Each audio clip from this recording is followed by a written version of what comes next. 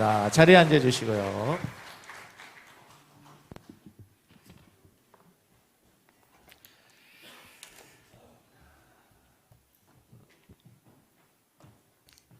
우리 전후자루로 우리 성도님들 축복하면서 한번 인사하겠습니다. 집사님 얼굴을 보니까 큰 힘이 됩니다.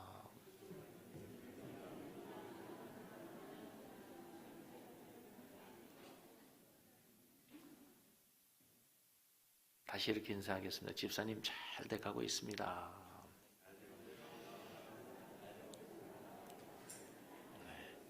믿음대로 우리 행하는 모든 일들 속에 하나님 함께 하심으로 잘 돼가고 있는 줄로 믿습니다. 네, 오늘 좋은 날입니다. 한마음 대축제가 있는 날인데요. 우리 교회에 이제 새로운 성도들이 이렇게 메디오 등록을 하면서 같은 성도임에도 불구하고 누가 누구인지를 잘 모르고, 이게 참 너무 귀한 일이죠. 요즘에 교회들이 부흥하는 교회가 참 없고 새가족들이 이렇게 늘어나는 교회가 많지 않습니다. 교회가 좀 급격하게 쇠락의 길을 걷고 있는데, 우리 교회는 정말 여러 가지 많은 지리적인 또 환경적인 요건에 의해서 하나님 은혜를 주셔서 새가족들이 이렇게 등록을 하면서 이제 셀별로 주로 모든 교제가 이루어지고 신앙생활이 이루어지다 보니까 다른 셀의 성도들은 누가 누군지를 모르고 새가족인데도 우리 성도를 모르는 경우도 많죠. 그러다 보니까 이제 서로 교제하고 얼굴을 알고, 아, 저분이 우리 교회 섬기는 교회 집사님이구나, 권사님이구나, 이렇게 서로 알아가는 시간이 필요한 것을 우리들이 느끼게 됐습니다. 그래서 서로 몸을 부대끼고 또 이제 교제할 수 있는 좋은 시간을 만들었는데, 여러분 오늘 좋은 시간 되길 바랍니다. 은혜로운 시간이 되기를 바랍니다. 사실 여러분 처음부터 친한 사람은 없었습니다. 우리가 태어날 때 다 모태에서 나올 때는 다 혼자였습니다. 살아가다 보니까 환경에 의해서 만나서 지내보니 친한 친구가 되고, 또 대화하다 보니 마음의 문이 열려서 가까워지고, 또 같은 교회를 섬기지만 또 이렇게 서로 위해서 기도해주고 교제하다 보니까 같은 식구처럼 느껴지게 되는 거죠. 알고 보면 좋은 사람인데 왠지 마음의 벽이 있었고 가까이 가지 못하는 그런 어려운 문제들이 있었는데, 이번 기회를 통해서 여러분 너무 멀리 계시지 마시고 교회 안으로 한 걸음 더 가까이 들어오시기 바랍니다. 좀 더 성도와의 관계가 친밀해지고 담들이 흘려지는 역사가 있기를 주의 이름으로 간절히 축복합니다. 아멘. 오늘 말씀의 제목이 오늘의 선한 사마리아인이라는 주제입니다. 사실 우리가 주일 낮 설교에 하나님이 주신 그 능력이라고 하는 시리즈로 말씀을 살피는데, 우리 주일학교 아이들도 학생들도 또 중고등부 친구들도 함께 예배를 드리면서 모든 세대가 공감할 수 있는 하나님 말씀을 준비하다 보니까 오늘 본문 말씀을 정하게 됐습니다. 여러분 먼저 결론부터 말씀드리면, 여러분 모두가 이 시대에 우리 모두에게 선한 사마리아인이 되어주시기를 축복합니다. 어떤 남자가 오랫동안 마음에 두고 있던 한 여인을 향해서 용기를 내어 프로포즈를 했습니다. 그 여인이 프로포즈를 받은 남자에게 이렇게 얘기합니다.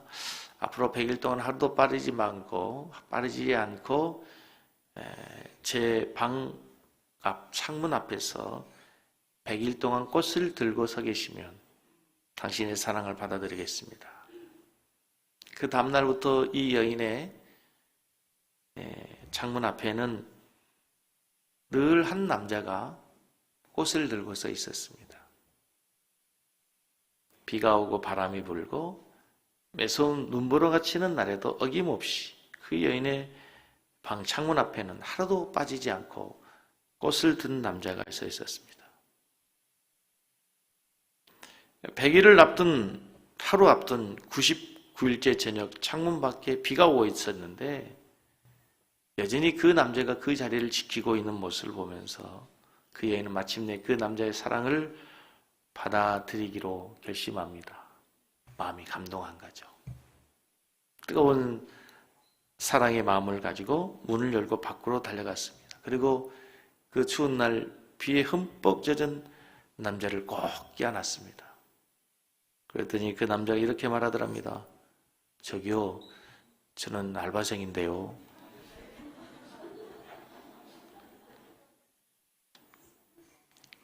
여러분 질문 하나 하겠습니다. 여러분 사랑은 돈으로 살 수 있습니까? 없습니까? 요즘은 사랑을 돈으로 사는 경우도 있는 것처럼 보이지만 여러분 돈으로 알바생을 살 수는 있을지 모르지만 진실한 사랑은 돈으로 살 수가 없습니다. 진실한 사랑은 마음에서 우러나오는 행동이 뒤따를 때 그 사랑을 우리가 진실한 사랑이라 얘기할 수 있습니다. 말로만의 사랑은 사랑이 아닙니다. 진실한 사랑은 마음속에 진실한 사랑은 반드시 표현되게 되어 있습니다. 행동으로 나오게 되어 있었습니다. 여러분 예수님을 보십시오. 예수님도 우리를 말로만 사랑한다 말씀하지 않았습니다. 하나님을 성경에서 정의할 때 하나님은 사랑이시다 그랬죠. 그렇죠? 하나님은 사랑이시다. 여러분 하나님은 사랑이신 걸 믿습니까? 근데 하나님이 우리를 사랑하실 때 말로만 사랑하지 않았습니다. 진짜 우리를 얼마나 사랑하셨던지 그 하늘의 보좌에서 낙고천한 이 땅에 인간의 몸을 입고 친히 오셔서 우리를 사랑한 나머지 십자가에서 피 흘리기까지 죽으심으로 사랑을 확증해 주셨고 사랑을 실천해 주신 줄로 믿습니다. 우리를 사랑하신다는 그 말씀에 책임지기 위해서 예수님께서는 목숨까지 버리신 겁니다.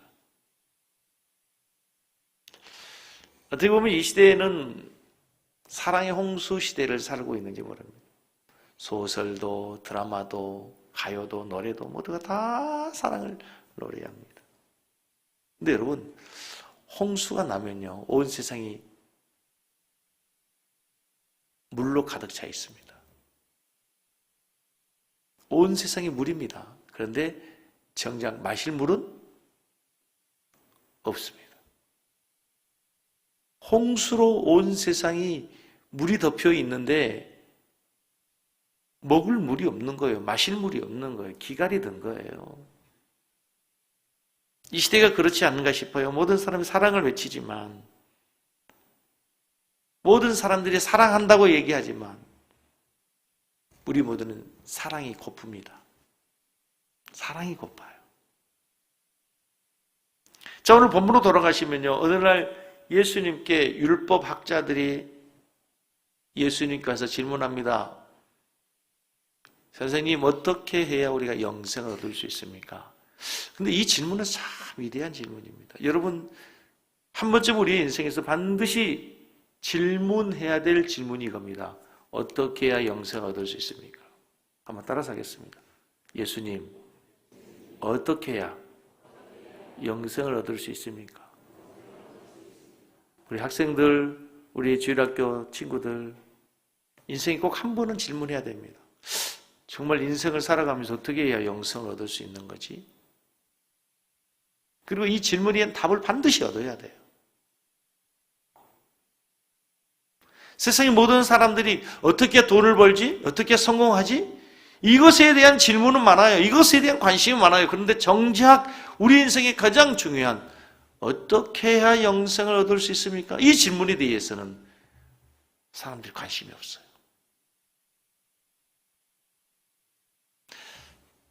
이 질문에 대해서 예수님이 뭐라고 대답하시냐면 예수님이 직접 대답하지 않으시고 율법사에게 다시 묻습니다. 율법에는 뭐라고 기록되어 있더냐? 다시 한번 구약 성경에는 뭐라고 기록이 되어 있더냐? 그랬더니 율법사가 뭐예요? 율법을 연구한 사람이잖아요. 율법 학자란 말이에요. 기가 막히게 정확하게 구약 성경의 모든 율법을 요약해서 두 문장으로 두 센텐스로 요약해서 말씀합니다. 내 마음을 다하고 뜻을 다하고 힘을 다하여 하나님을 사랑해라. 두 번째는 이와 같으니 내 이웃을 내 몸과 같이 사랑하라 하였습니다. 예수님 말씀입니다. 옳도다. 내가 그렇게 행해라. 그렇게 하나님 사랑하고 이웃 사랑하는 것, 그것이 영생을 얻는 길이다. 여러분 혹시 이 말씀을 이제 잘못 오해해가지고 그러면 우리가 행함으로 율법으로 구원 얻는가, 이 얘기는 다른 문제예요. 거기까지는 나가지 마시고 오늘 예수님의 말씀, 그래 너 참 율법을 잘 알고 있구나, 그렇다면 그대로 행해라. 이 말씀이 10장 몇 절에 있습니까? 28절에 예수께서 이르시되 내 대답이 옳도다. 이를 행하라. 그러면 살리라. 그 율법을 알고 있는 율법학자에게 예수님 말씀하시는, 그래 너 율법 잘 알구나. 그래 그렇다면 그렇게 내가 하나님을 사랑하고 이웃을 사랑해라. 그래도 율법학자가 다시 질문합니다. 내 이웃이 누굽니까? 예수님. 그렇다면 자, 여기서 한 가지, 여러분 율법에는 두 가지가 있어요. 하지 말라와 하라. 간음하지 말라, 도둑질 말지 말라, 내 이웃을 탐내지 말라. 하지 말라. 두 번째는 하라는 것이 있어요. 근데 우리는 하지 말라 하는 것이 죄인 것은 너무 잘 알아요. 도둑질하지 말라, 탐내지 말라, 간음하지 말라. 근데 이런 것은 우리가 죄란 거 알아요. 그런데 하라 하는 것을 하지 않는 것은 우리가 죄라고 여기지 않는 경우가 많아요. 부부를 공경해라. 공경하지 않는 것은 뭐예요? 죄인 걸 몰라요. 사랑해라. 가장 큰 계명이 사랑이라. 그래서 이 세상에 여러분 가장 큰 죄가 무슨 죄예요? 사랑하지 않는 죄예요. 사랑하지 않는 죄란 말이에요. 그런데 우리는 죄하면 다른 것들을 술 먹고 담배 피우고 주일 성수하지 않고 11조하지 않고 간음하고 도둑질하고 이런 것들을 큰 죄로 여기는데, 하나님이 보실 때는 더 큰 죄가 있어요. 뭐예요? 사랑하지 않는 죄예요. 사랑하지 않는 죄. 사랑하지 않는 죄란 말이에요.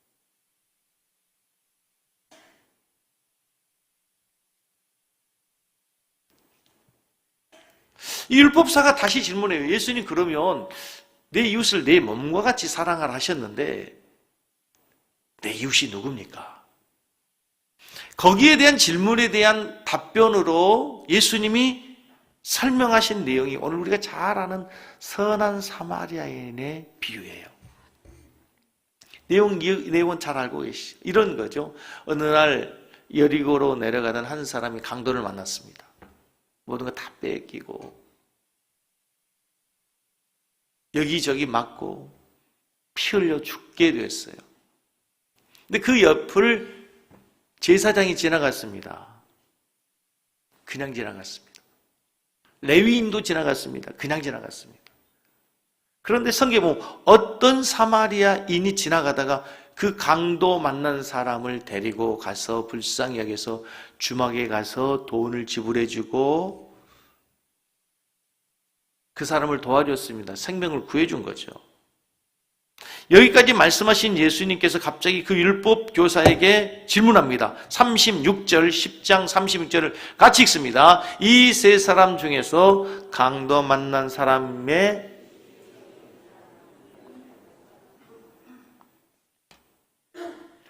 자, 아까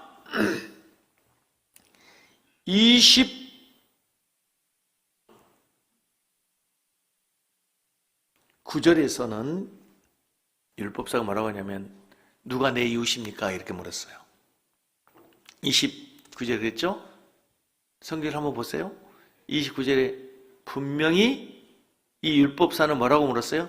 누가 내 이웃입니까? 그랬어요. 중심이 누구예요? 나예요, 나. 누가 내 이웃입니까? 그런데 예수님께서는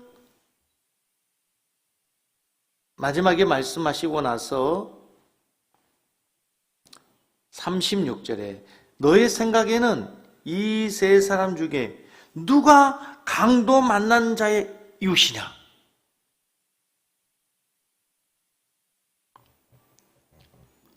왜 예수님은 내 이웃을 말씀하지 않고 강도 만난 자의 이웃이 누구냐? 이렇게 말씀하셨을까요? 우리는 늘 내 이웃이 누구인가가 중요해요. 누가 나에게 친한 친구, 누가 나와 마음이 맞고 코드가 맞고 나에게 위로가 될 수 있는 친구가 필요하지. 우린 여기에 관심이 많아요. 그런데 예수님은 그게 아니고 강도 만난 자의 이웃이 누구냐? 이렇게 물어보는 거예요. 그러니까 늘 중심은 우리는 내가 중심이에요. 내 친구가 누구냐? 예수님은 그게 아니고 강도 만난 자의 이웃이 누구가 되겠느냐? 왜 그래요?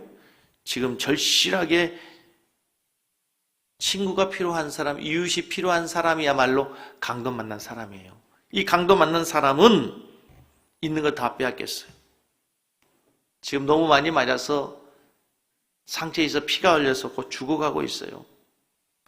그에게 이웃이 없다면 얼마 남지 않아 죽을 수도 있단 말이에요. 얼마 남지 않아 생명이 위급해요. 여러분, 우리가 골든타임이라는 게 있잖아요. 외상 환자들에게. 골든타임. 그 시간이 지나면 생명이 위협해요. 생명을 잃을 수도 있단 말이에요. 이 강도 만난 자에게는 시급히 골든타임 안에 친구가 필요해요. 이웃이 필요해요. 도와줄 수 있는 누군가가 필요하단 말이에요. 그래서 예수님은 이 세 사람 중에서 강도를 만난 사람의 이웃이 되어준 사람이 누구냐라고 물으신 거예요. 그래서 율법교사가 얘기합니다. 그 사람의 사랑을 베풀어준 사람입니다. 자비를 베풀어준 사람입니다. 그래서 예수님 유명한 말씀을 하십니다. 10장 37절 같이 보겠습니다. 10장 37절 같이 보겠습니다. 10장 37절 같이 보겠습니다. 이르시되 자비를 베푼 자니이다. 예수께서 이르시되 가서 너도 이와 같이 하라. 한번 따라서 하겠습니다. 가서 너도 이와 같이 하라. 이 말씀을 우리가 그대로 우리에게 적용해서 얘기하면 가서 섬기는 교회 김집사야, 이집사야, 조집사야, 김장로, 이장로, 윤장로야, 고장로야, 가서 너도 이와 같이 선한 사마리아인처럼 강도 만난 자의 이웃이 되어주라.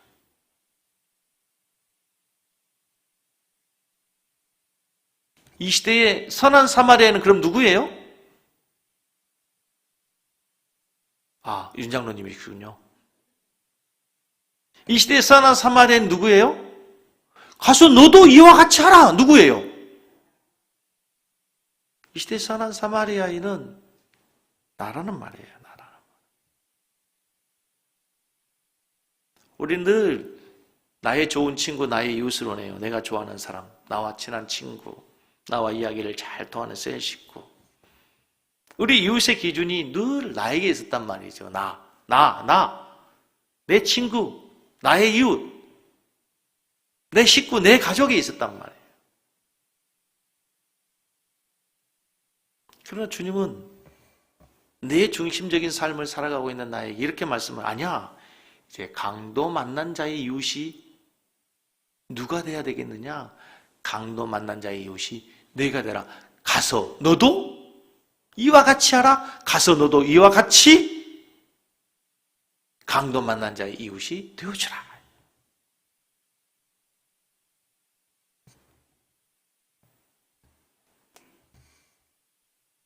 우리 아이들을 위해서 우리들이 기도할 때 이제 신학기가 되면은 특별히 유치원 다니다가 학교를 입학하는 학부모가 되면은요, 목사님 기도해 주세요. 우리 애가 이제 입학해요. 목사님 기도해 주세요. 신학기가 되어서 이제 반배정할 때 우리 아들이 우리 딸이 좋은 친구 만나게 해주세요. 좋은 선생님 만날 수 있도록 기도해 주세요. 여러분 정말 중요한 기도입니다. 여러분 그 기도가 필요해요. 여러분 우리 자녀들이 좋은 친구를 만나서 학교 생활이 즐겁고 학교 가는 것이 기쁘고 그렇게 학교 생활이 된다면 얼마나 좋은 일이겠습니까? 많은 선생님들 가운데서 특별히 좋은 선생님 만나서 특별히 우리 아이를 사랑해주고 관심을 가져준 선생님을 만나서 학교 생활한다면 우리 아이가 얼마나 행복한 학교 생활이 되겠어요. 얼마나 중요한 일인지 모릅니다. 그렇지만 여러분 그보다 더 위대한 기도가 있어요. 더 위대한 성숙한 그리스도인의 마음이 있어요. 우리 아이들이 너 좋은 친구 만나야 된다 라고 얘기하는 것보다 아들아 딸아 이제 학교에 가면 많은 친구들이 새로 생길 텐데 내가 좋은 친구가 되어주렴. 우리 윤장로님에게 기도를 아멘을 안 하시네. 자, 옆에 있는 아이들에게 부모님들 얘기해 주세요. 아들아 딸아 내가 좋은 친구가 되어주렴.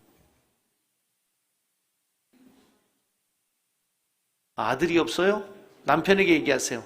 여보 당신이 아내에게 남편에게 여보 당신이 좋은 친구가 되어주세요. 당신이 좋은 사마리아인의 친구가 되어주세요. 당신이 강도 만난 자의 사마리아인이 되어주세요. 좋은 친구가 되어주세요. 얼마나 성숙한 기도예요. 그 아이가 이 다음에 커서 무슨 일을 결정할 때 좋은 친구 만나라고 한 것이 아니라 와 우리 어머니가 내가 좋은 친구가 되어주라고 그랬어. 나 우리 어머니처럼 어머니의 기도대로 나는 좋은 친구가 되어줄 거야. 아파하는 사람, 울고 있는 사람, 외로운 사람, 고독한 사람.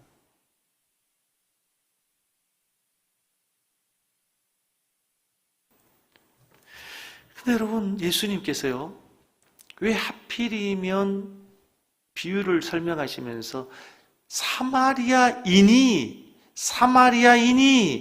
이 강도 만난 자의 이웃이 되었다 이렇게 설명을 했을까요?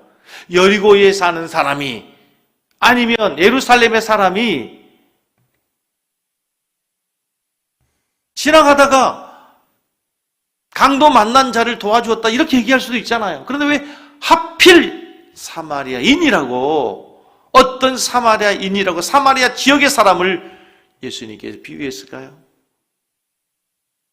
잘 아시는 것처럼 사마리아 지역의 사람들은 이 혈통이 순수한 혈통이 아니었어요. 유대인의 혈통과 이방인의 혈통이 혼혈된 혼혈 족속이 되어버렸어요. 그 옛날 신앙을 지키지 않고 이방인과 통혼하면서 유대인도 아니고 이방인도 아니고 그래서 유대인들의 입장에서는 신앙의 배신자, 변절자 하나님도 모르고 율법도 모르는 가장 멸시받고 천대받는 사람이 바로 사마리아인이었던 것을 알고 있지 않습니까? 사마리아인은 그 누구도 함께 하지 않고 가까이 하지 않고 멀리 해야 될 사람으로 알고 있는 상징적 사람, 절대로 친구가 될 수 없는 사람, 가까이 해서는 안 될 사람, 그 사람이 사마리아인이었어요. 그런데 그 사람이 강도 만난 사람의 유일한 친구였다는 거예요.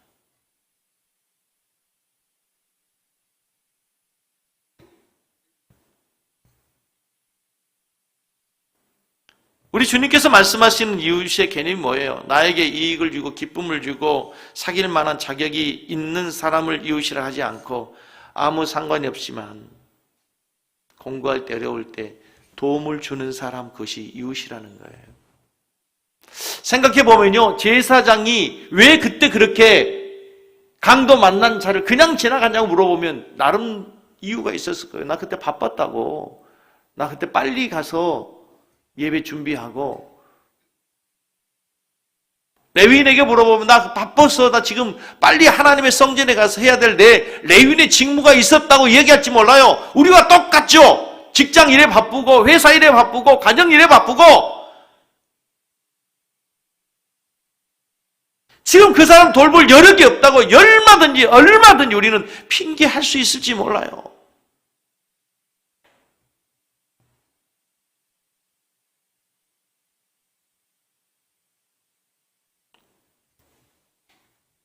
갑자기 설교를 준비할 때 이런 생각이 들었어요. 여러분, 여러분의 남편이나 아내, 여러분의 자녀가 여러분을 선한 사마리아인처럼 이웃으로 생각하고 있을까요?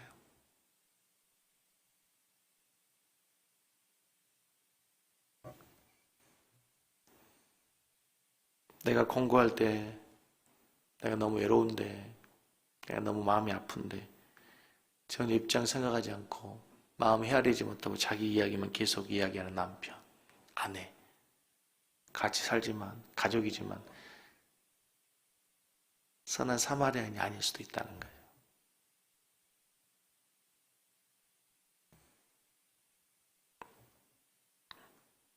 오늘 이웃의 개념을 예수님이 설명할 때 몇 종류의 사람이 등장합니다. 유대인들은 이 본문을 중심으로 세 종류의 사람을 구분합니다. 첫째는 이 세상에서는 있어서는 안 될 사람, 없어야 될 사람. 누구예요?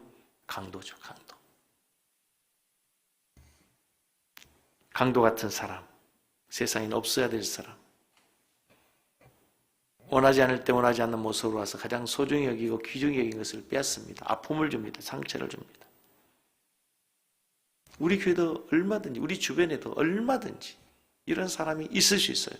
만나면 험담하고 부정적인 얘기, 뒷담화하고 교회를 분열시키고 가는 곳마다 문제를 일으키는 사람, 트러블 메이커. 있어서는 안 될 사람, 예수님의 표현대로 차라리 나지 않았으면 좋았을 뻔했던 사람. 여러분, 강도는 여리고로 지나가는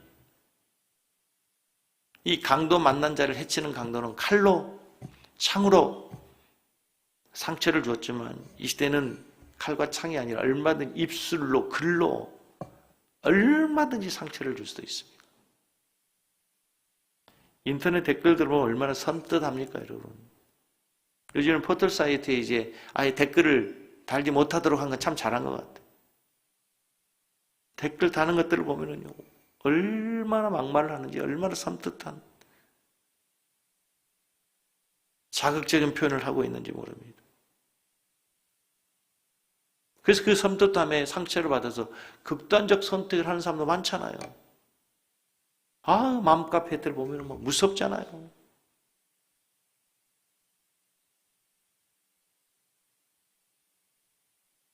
뭐 이 송산 그리스도에도 여러 가지 여러 마음 카페들이 있지 않습니까?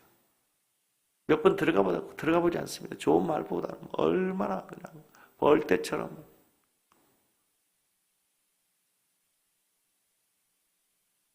상처를 주는 사람들.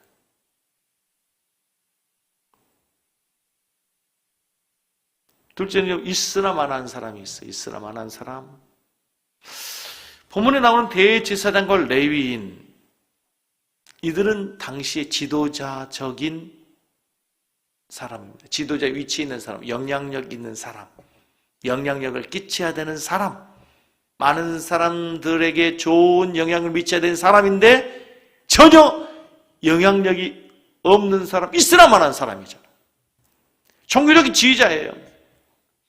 제사장이에요. 레위인이에요. 종교 공동체인 유대 사회에서는 최고의 영향을 끼칠 수 있는 사람인데 아무런 영향이 없는 거예요. 아무런 영향이 없는 거예요. 있으나마나한 사람인 거예요. 용서하십시오. 우리 교회에 적용해 보면 교회 온 지 10년 됐어요. 20년 됐어요. 권사예요. 안수집사예요. 근데 아무런 영향력이 없어. 있으나마나.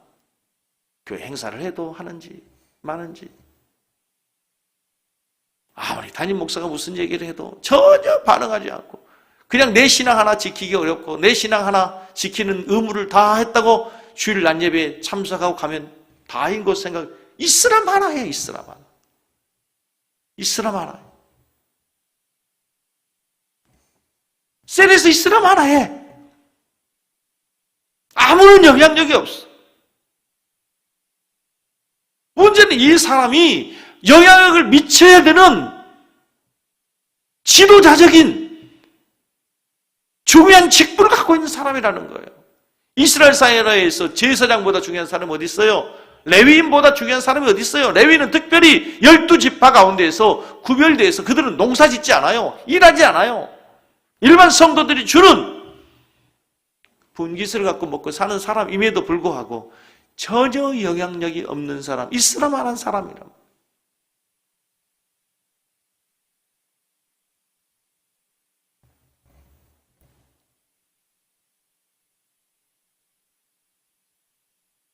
사는 성도 여러분, 우리에게 누구에게나 이러한 모습이 있을 수 있다는 거죠. 나의 일이 너무나 바쁘고 중요해서 꼭 해야 될 중요한 일이 있어서 나의 관심이 필요하고 도움이 필요한 사람에게 사랑을 쏟지 못하고 지나칠 수밖에 없는 그런 상황이 있을 수 있습니다. 그러나 여러분, 강도 만난 사람은 너무나 고통스럽고 힘들어 지금 죽어가고 있다고 생각한다면 그 사람에게는 그보다 더 시급한 일이 없는 거예요. 오늘 한마음 대축제를 합니다. 여러분이 오늘 좋은 이웃이 되어주기를 바랍니다. 오늘도 여러분이 선한 사마리아인이 되기를 바랍니다. 우리 가운데 누군가 강도 만난 자처럼 아파하는 사람이 있을 수 있어요. 여러분.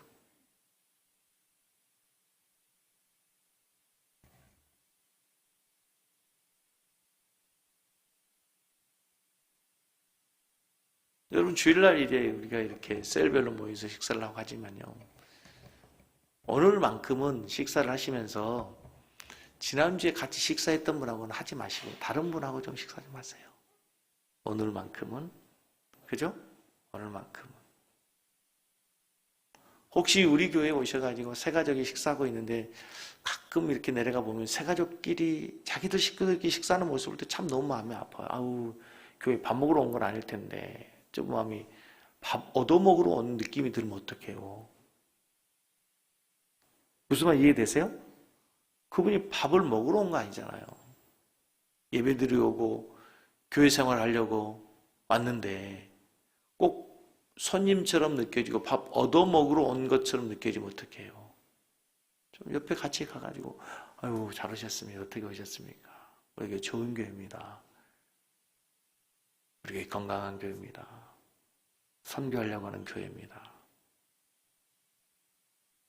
이웃이 되어주면 얼마나 좋겠어요. 말벗이 되어주면. 아무도 모르는 사이 200명, 300명 있는데 자기 식구끼리 애들하고 딸하고 같이 밥 먹으면서 밥이 넘어가겠습니까? 국수가 맛이 있겠습니까, 여러분? 그게 우리 중직들이 해야 돼, 중직들이. 아, 그럼 나는 안 해도 돼. 우리 모두가 해야 되는 거예요, 모두가. 할렐루야, 할렐루야. 우리 주일학교 아이들 중에 누군가가 강도 만난 자처럼 아파하는 아이가 있을 수 있잖아요. 선생님이 가서 좋은 이웃이 되어주세요. 안아주시고 만져주시고. 그 세 번째, 유대인들은 꼭 있어야 될 사람, 선한 사마리아인처럼. 반드시 이 사회에, 우리 교회에 필요한 사람이 바로 선한 사마리아인과 같은 사람입니다. 이 선한 사마리아인은 강도 만난 사람을 데리고 주막으로 갑니다. 그리고 돈을 지불해주고 아픈 상처를 싸매줍니다. 근데 여기서 그 사람의 마음, 강도 만난 자의 이웃이 되어준 사마리아인의 마음이 나와 있어요. 10장 33절, 누가복음 10장 33절 말씀에 보면은 불쌍히 여겨라는 단어가 있습니다. 10장 33절에 불쌍히 여겨라는 단어 나와 있어요? 좋은 이웃이 되어주기 위해서 가장 필요한 마음이 바로 이 불쌍한 마음이에요. 이 마음은 예수님 마음이에요. 예수님께서 이 땅에 목자 없는 양 같은 백성들을 보시면서 우리를 불쌍히 여기셨습니다. 그걸 민망히 여기셨어요. 베세다 광야에서 해가 저물어서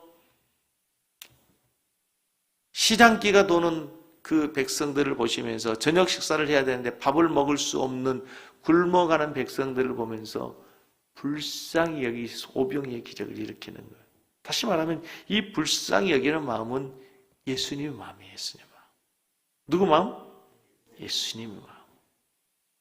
불쌍히 여기는 마음의 원어의 뜻은 내장이 끊어진 것 같은 괴로운 심정, 아픈 심정, 그 사람을 향해서 아파하는 마음이 있어요. 혼자 있는 그분을 향해서 누구에게도 말할 수 없는 고민을 가지고 있는 그분의 마음을 보면서 아파하는 마음. 지난주에 우리 한 교회 성도님 점심 식사를 하고 나서 내려가서 차를 마시면서 얘와 얘기를 하는데 그 집사님 자녀들 얘기를 하는데 제 마음이 참 너무 마음이 아프더라고요. 우리 어머니 마음이 생각이 났어요. 그때 우리 어머니 마음과 똑같은 마음일 것 같다. 얼마나 답답하고 얼마나 간절하고 애절하고 얼마나 마음이 아플까. 제가 철이 들어가는 모양이죠. 얼마나 마음이 아플까. 여러분, 우리 서로를 향해서 여러분 이 시대를 살아가면서 우리 신앙을 지키고 믿음을 지키는 게 얼마나 어려운 시대를 살아갑니까, 여러분. 정말 그렇죠? 난 참 너무 우리 성도들이 주제는 고마워요. 그리고 불쌍해요. 불쌍하단 말을 오해하지 마십시오. 힘겹게 전투적으로 우리 신앙을 지켜야 되는 이 세대에서 믿음으로 살아가는 게 얼마나 어려운 일입니까? 한번 옆에 계신 분 인사하겠습니다. 집사님 고마워요. 집사님 다시 한번 인사하겠습니다. 집사님 고맙습니다. 남편에게 다시 얘기하세요. 여보 고마워요.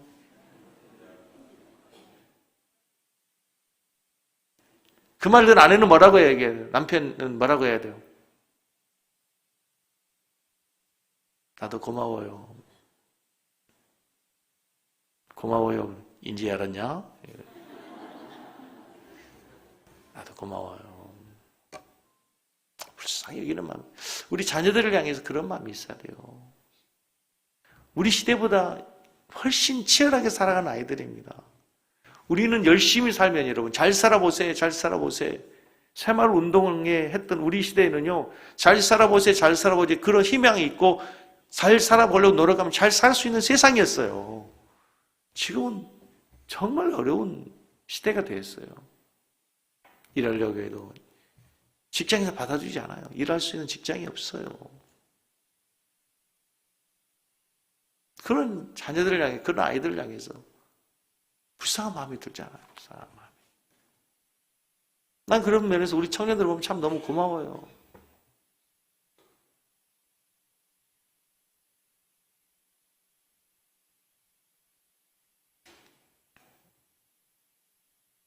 여러분, 좋은 이웃이 되어주기 위해서는요, 그 사람을 긍휼히 여기는 마음, 예수님의 마음이 있어야 되는 거예요. 이 사람 도와줘가지고, 그 다음에 뭔가 얻으려고 하는 그런 마음이 아니라, 그냥 불쌍히 여겨주는 마음이에요. 여러분, 김 목사를 볼 때도 좀 불쌍히 여겨주세요. 딱 우리 권사님 한 분이 아멘 하시네. 여러분, 김 목사를 볼 때 좀 불쌍히 여겨주세요. 그렇다고 뭐 용돈 주라는 얘기가 아니고요. 마음으로, 아유, 목사님, 목회하시는 얼마나 힘드실까? 얼마나 어려우실까?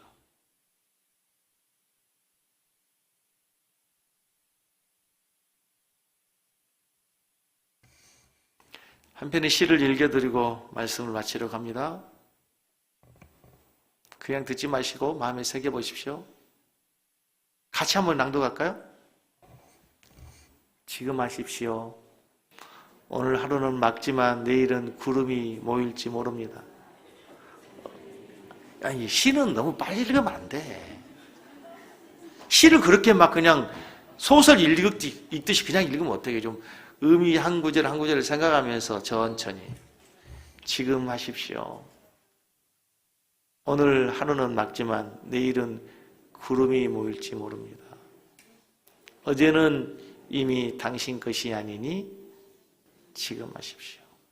친절한 말 한마디가 생각나거든 지금 말하십시오. 내일은 당신의 것이니 아닐지 모릅니다. 사랑하는 사람이 언제나 곁에 있지 않습니다. 사랑의 말이 있다면 지금 하십시오. 당신의 친구가 떠나기 전에 장미는 피고 가슴이 설레일 때 지금 당신의 미소를 주십시오. 불러야 할 노래가 있다면 지금 부르십시오. 당신의 해가 지면 노래 부르기에 너무 늦습니다. 당신의 노래를 지금 부르십시오.